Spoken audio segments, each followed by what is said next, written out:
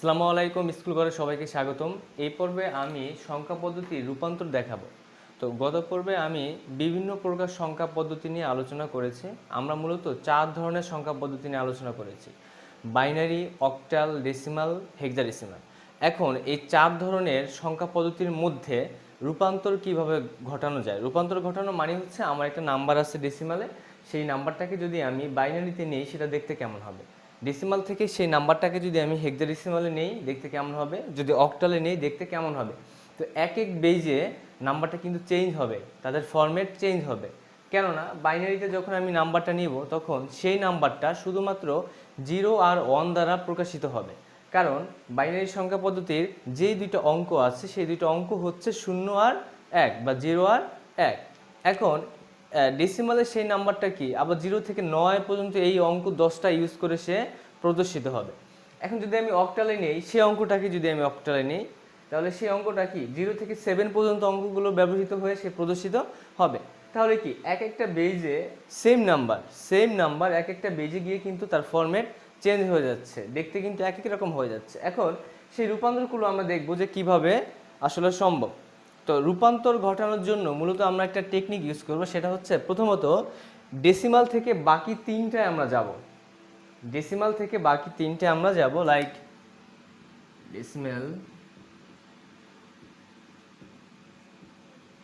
Decimal থেকে প্রথমে আমরা বাইনারিতে যাব। ডেসিমাল থেকে আমরা অক্টালে যাব। ডেসিমাল থেকে আমরা হেক্সাডেসিমালে যাব।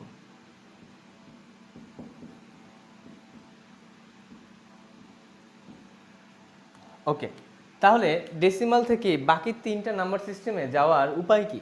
উপায় হচ্ছে যে ডেসিমাল থেকে আমি যেই নাম্বার সিস্টেমে যেতে চাচ্ছি সেই নাম্বার সিস্টেমের বেস দ্বারা দশমিক নাম্বারটাকে ভাগ করতে হবে। এটা পূর্ণ সংখ্যার ক্ষেত্রে, আমি ভগ্নাংশে যাচ্ছি না, ফ্র্যাকশনাল কোনো ব্যাপার স্যাপার এখানে থাকবে না।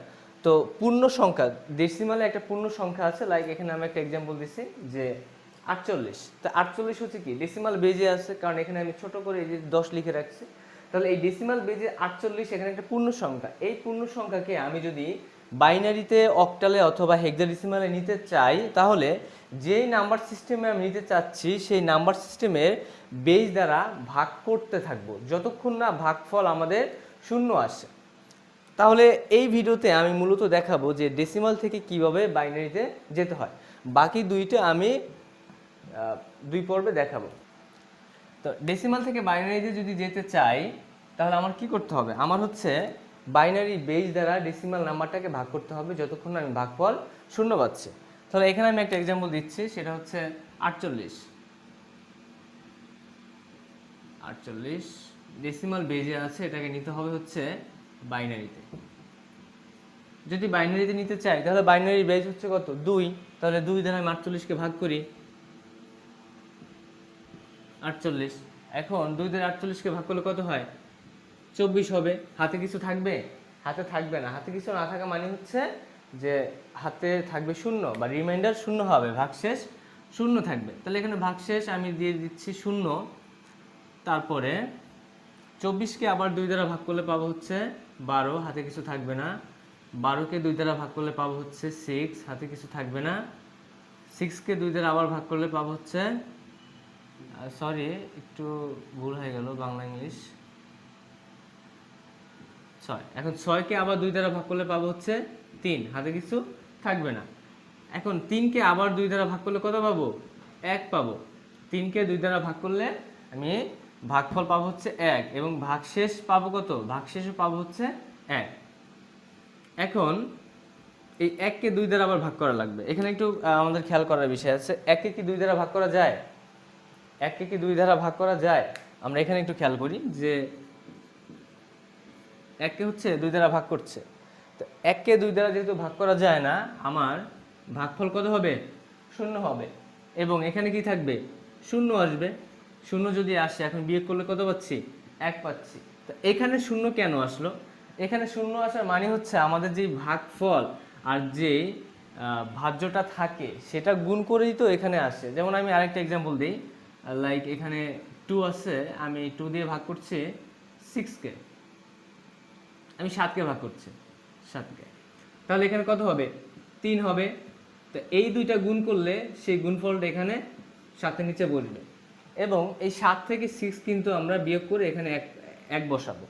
তাহলে এখানে ভাগফলটা হচ্ছে 3, ভাগশেষ হচ্ছে 1। আমরা এই ভুলটা মাঝে মাঝে করি অনেক সময়, যে 1কে যদি 2 দ্বারা ভাগ করি আমরা এখানে 0 কেন বসে। তো এই জন্য আমি এই ব্যাপারগুলো আলোচনা করলাম। তাহলে এই দুইটা গুণ হয়ে যদি এখানে এই 6 বসে, তাহলে আমার এখানে 0 বসবে, কারণ 1কে 2 দ্বারা ভাগ করা যায় না, ভাগফল 0 এবং এই 0 আর 2 গুণ করলে পাচ্ছি 0, সেই 0 আমি এখানে বসাইলাম। এখন 1 থেকে 0 বিয়োগ করলে আমি পাবো হচ্ছে 1, মানে ভাগশেষ কিন্তু আমার 1 থাকবে। অর্থাৎ এই 1কে যদি আমি 2 দ্বারা ভাগ করি, ভাগশেষ 0 এবং ভাগফল 0 এবং ভাগশেষ কত থাকবে, এই 1 থেকে যাবে, এই 1 থেকে যাবে। এখন খেয়াল করো, আমরা আমাদের 0 পেয়ে গেছি, যে আমাদের লজিক ছিল ততক্ষণ পর্যন্ত ভাগ করতে থাকবো যতক্ষণ আমরা আমাদের ভাগফল 0 পাই। এই যে আমরা ভাগফল 0 পেয়ে গেছি।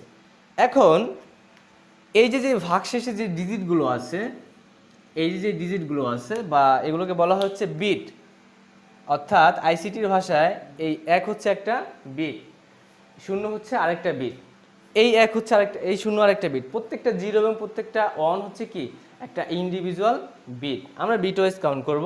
তাহলে এই ভাগশেষে যেই ডিজিটগুলো বা যেই অঙ্কগুলো আমি পেলাম বা বিটগুলো পেলাম, সেই বিটগুলো আমাকেই নিতে হবে। এখন এই বিটগুলো কিভাবে নেব? এই বিটগুলো হচ্ছে আমরা মোস্ট সিগনিফিকেন্ট বিট যেটা আমরা সেটা আগে নিব, লেস্ট সিগনিফিকেন্ট বিট যেটা সেটা আমরা সবার পরে নিব। তাহলে এখন আসি যে মোস্ট সিগনিফিকেন্ট বিট কি। মোস্ট সিগনিফিকেন্ট বিট কি, আমি একটা এক্সাম্পল দিই, সেটা হচ্ছে 429। এই 429-এ আমাদের এখানে কয়টা অঙ্ক আছে? 3টা অঙ্ক আছে। এই 3টা অঙ্কের মধ্যে এই 9 নম্বর অঙ্কের অবস্থান কোথায়?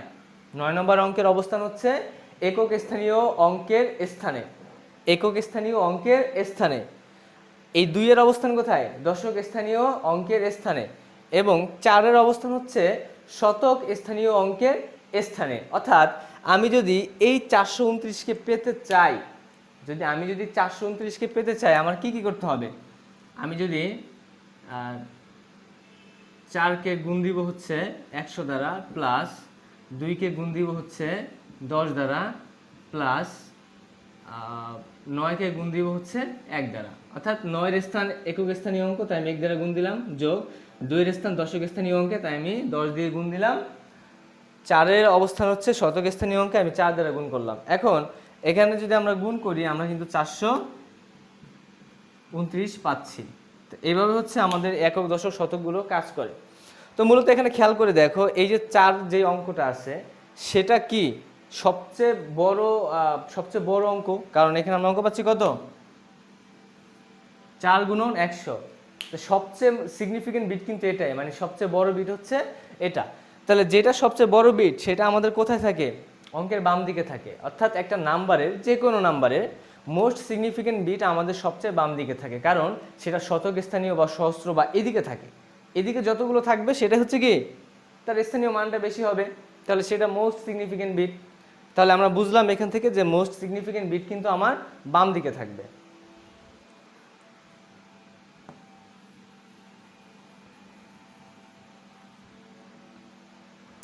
তো মোস্ট সিগনিফিকেন্ট বিট যদি বাম দিকে থাকে, তাহলে এই যে আমরা যে ভাগশেষগুলো পেলাম, সেই ভাগশেষগুলোর এই সবার নিচে যেটা থাকে সেটাকে বলা হয় হচ্ছে এমএসবি।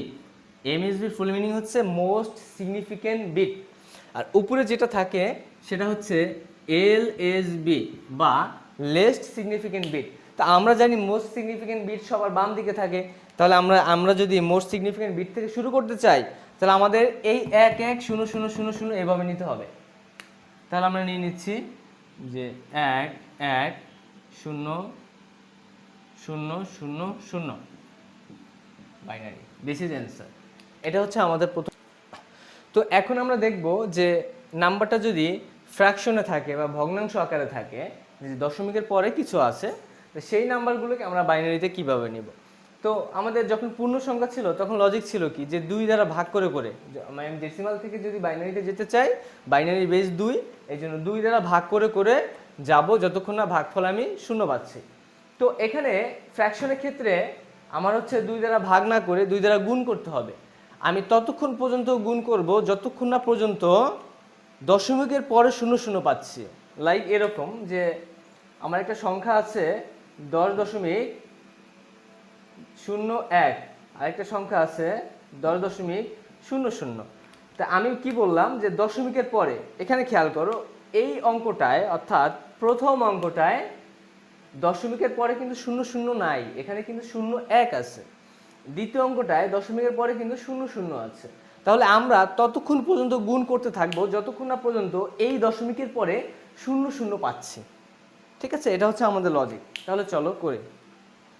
তো অঙ্কটা হচ্ছে 0.375। এখন এটাকে আমরা 2 দ্বারা যদি গুণ করি পাচ্ছি হচ্ছে 0.75।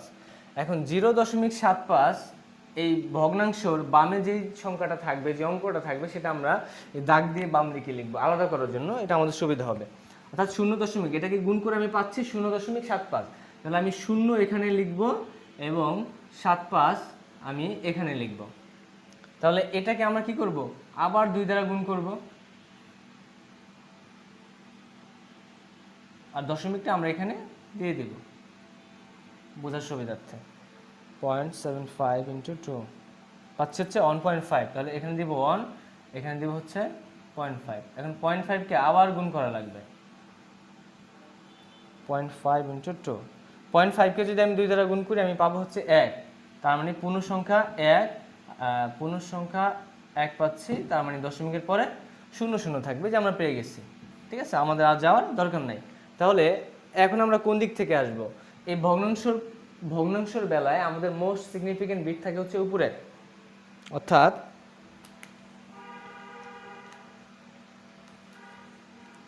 মোস্ট সিগনিফিকেন্ট বিটের বেলায় আমরা উপরে যে বিটটা পাচ্ছি 0, সেটা হচ্ছে মোস্ট সিগনিফিকেন্ট বিট। তাহলে যদি বসাই আমরা 0.11, অর্থাৎ 0.011, এটা ইংলিশ হয়ে যাচ্ছে।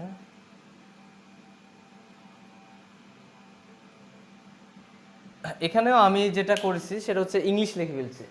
এটা আমরা একটু বুঝে নিব যে এখানে 5 হবে আর এখানে 1 হবে, একটু মিস্টেক হয়ে যায়, এটা আমরা বুঝে নিব। আমাদের মূল কথা হচ্ছে লজিকটা ঠিক রাখা।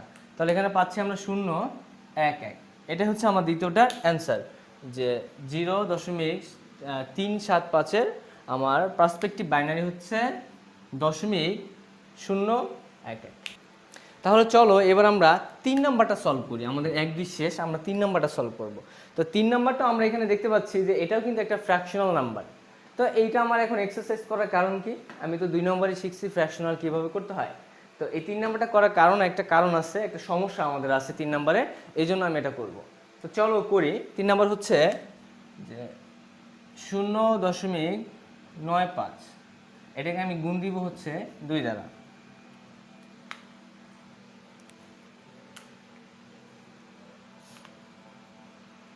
দশমিক 95 × 2 পাবো হচ্ছে 1.9। তাহলে এই 0.9কে আমি আবার 2 দ্বারা গুণ করব, এটাকে আবার 2 দ্বারা গুণ করলে পাবো হচ্ছে 1.8। এখন এই 0.8কে কি আমি আবার হচ্ছে আমি 2 দ্বারা গুণ করব, আবার হচ্ছে 2 দ্বারা গুণ করব 0.8 × 2, অর্থাৎ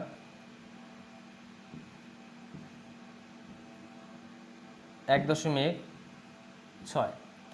এখন 0.6কে কি আমি আবার গুণ করব 0.6 × 2, অর্থাৎ আবার গুণ করলে পাচ্ছি 1.2। এখানে আমরা একটা জিনিস খেয়াল করি, এখানে আমাদের খেয়াল করার বিষয় যেটা, আমরা এই ভগ্নাংশ পরে যেই নাম্বারটা থাকে না কেন সেটাকে যতবারই আমরা 2 দ্বারা গুণ করছি, এখানে কিন্তু আমরা 0 পাচ্ছি না, পাওয়ার কোনো পসিবিলিটি পাচ্ছি না।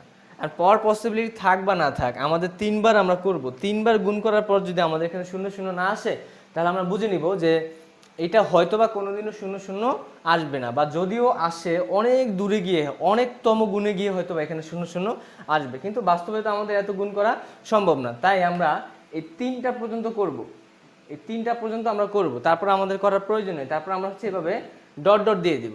অর্থাৎ আমরা যেই সমস্যাটা এখানে ফেস করলাম, সমস্যাটা হচ্ছে এইটা যে আমাদের 0 0 আসে না। তাহলে আমরা এখানে বাকিগুলো নিয়ে নিই যে 0.111 এভাবে আমরা ডট ডট দিয়ে দিব এবং এখানে 2 দিয়ে দিব। তাহলে এভাবে আমাদের হয়ে যাবে, অর্থাৎ 0.111 আমাদের দিলে আমাদের এখানে হয়ে যাচ্ছে। তারপর আমরা এখানে ডট ডট দিয়ে দিব। এটা মিনস যে এটা এভাবে চলছে, তো কতবার চলবে, কততম গিয়ে থামবে সেটা আমাদের জানার দরকার নেই, এটা এভাবেই চলবে। আচ্ছা, তাহলে আমরা এবার আমাদের লাস্ট প্রবলেম যেটা, সেটা হচ্ছে 4 নাম্বার। 4 নাম্বারটা সলভ করি। আমরা 4 নাম্বারে দেখি যে এখানে কিন্তু একটা পূর্ণ সংখ্যা এবং একটা ভগ্নাংশ সংখ্যা একসাথে আছে। তো আমরা আগে যে সমস্যাগুলো সলভ করছি 1 2 3, এখানে হয় পূর্ণ সংখ্যা ছিল আর নয় কি ফ্র্যাকশনাল সংখ্যা ছিল, কিন্তু এই 4 নম্বরে যেটা আছে সেটা কি পূর্ণ সংখ্যাও আছে কিছু, আবার ভগ্নাংশ সংখ্যাও আছে কিছু। তাহলে এই দুইটা কিভাবে করব? এই দুইটা করার জন্য এই 18কে আমরা আলাদাভাবে বাইনারিতে বের করব। সেটা কিভাবে বের করতে হয় আমরা নাম্বার 1 থেকে শিখছি যে পূর্ণ সংখ্যাকে কিভাবে বাইনারিতে নিতে হয়। তো এই 18কে বাইনারিতে নেওয়ার পরে 0.35, এই 0.35 কি পূর্ণ ভগ্নাংশ সংখ্যা, এটাকে আমরা আলাদাভাবে আবার বাইনারিতে নিব। তো এটাকে আলাদাভাবে বাইনারিতে কিভাবে নিতে হয় আমরা 2 নম্বর থেকে শিখছি। তো আমরা 18 এবং 0.35 আমরা আলাদাভাবে বের করব। বের করে দুইটাকে জাস্ট আমরা একসাথে বসাই দিব, তাহলে আমরা আমাদের কাঙ্ক্ষিত অ্যান্সার পেয়ে যাব। আমি করে দিই। এখানে 18 ভাগ করব হচ্ছে 2 দ্বারা, থাকবে হচ্ছে 9, হাতে থাকবে 0। 9কে আবার 2 দ্বারা ভাগ করলে 4 হবে, হাতে থাকবে 1। 4কে 2 দ্বারা ভাগ করলে 2, হাতে থাকবে 0। 2কে 2 দ্বারা ভাগ করলে 1, হাতে থাকবে 0। 1কে 2 দ্বারা ভাগ করলে ভাগফল হবে 0 এবং হাতে থাকবে 1। তাহলে আমি এভাবে যদি মোস্ট সিগনিফিক্যান্ট বিট থেকে লেস্ট সিগনিফিক্যান্ট বিটের দিকে যাই, এমএসবি থেকে এলএসবি, তাহলে আমি পাচ্ছি 1 0 0 1 0। এটা এখন আমাদের বাকি কাজ হচ্ছে যে 0.35, তো 0.35 অর্থাৎ 0.35 এটাকে আমি গুণ দিব হচ্ছে 2 দ্বারা। 2 দ্বারা যদি গুণ দেই কত পাবো? আমরা এটার জন্য ক্যালকুলেটর ব্যবহার করব, কারণ হাতে যদি করতে যাই আমাদের ভুল হওয়ার সম্ভাবনা থাকবে। আমরা এটা ক্যালকুলেটর ইউজ করব। 0.35 ইন্টু 2 পাচ্ছে হচ্ছে 0.7। এখন 0.7কে আমি আবার 2 দ্বারা গুণ করব, পাচ্ছে হচ্ছে 1.4। এখন 0.4কে আমি আবার 2 দ্বারা গুণ করব, 0.4 ইন্টু 2 পাচ্ছে হচ্ছে 0.8। এখানে আমরা কি দেখতে পাচ্ছি যে আমাদের কিন্তু এখানে 0 আসতেছে না, আমরা 3 বার করে ফেলছি, আমরা 0 আসতেছে না। এখন আমরা আরেকবার দেখব, এটা আমাদের এখানে করা দরকার নেই, আমরা ক্যালকুলেটর করে দেখব যে কি আসে। 0.8 ইন্টু 2 1.6 আসতেছে, মানে 0 0 আসে না, আসার সম্ভাবনা দেখতে পাচ্ছি না। তাহলে আমরা এভাবে ডট ডট দিয়ে দিব। ডট ডট দিয়ে আমরা উপর থেকে নিচের দিকে লিখবো কি 0. এই যে এখানেও আমি বাংলা ইংলিশ মিলাই ফেলছি, এটা আমরা একটু বুঝে নিব, একই কথা। তাহলে এখানে কি আসবে 0.10